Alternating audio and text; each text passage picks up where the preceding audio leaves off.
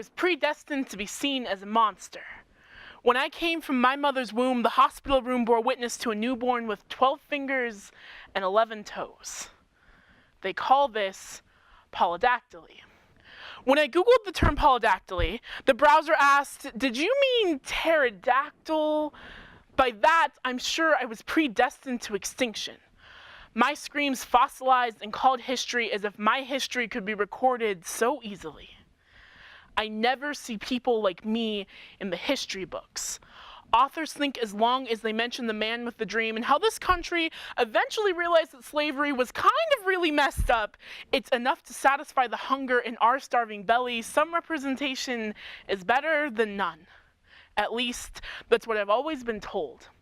I learned that when something is broken, it is to be disposed of instead of trying to fix it. In the 4th grade, I jumped out of a swing, landed wrong, dislocated my right pinky toe. When I awoke from surgery, the doctor explained to me it was too hard to reconstruct the bone, so they ultimately decided to take it off. Now that I only have 9 toes, I guess that still makes me a monster. A monster that feels things. You see, my nerve endings are all intact. Essentially, it's as if the toe is still there, a phantom limb that still feels pain. Being this black is like being a phantom limb, invisible to everyone else but me.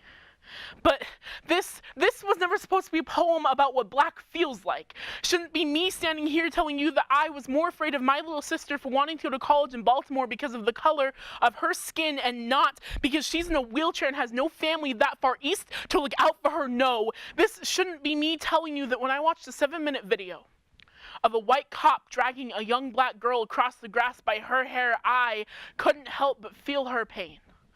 As I watched him kneeling on her back for 2 minutes, it was my airway that started to close.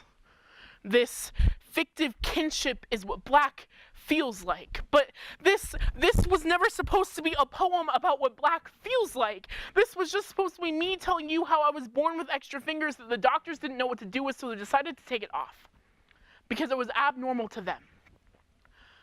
And this is probably not normal to you. Normal is funny. You see, in the black community, extra digits are normal. Functional even. To cut it off is to say one can do without, which is to say not necessary, which is to say there are parts of me not worth keeping. Thank you.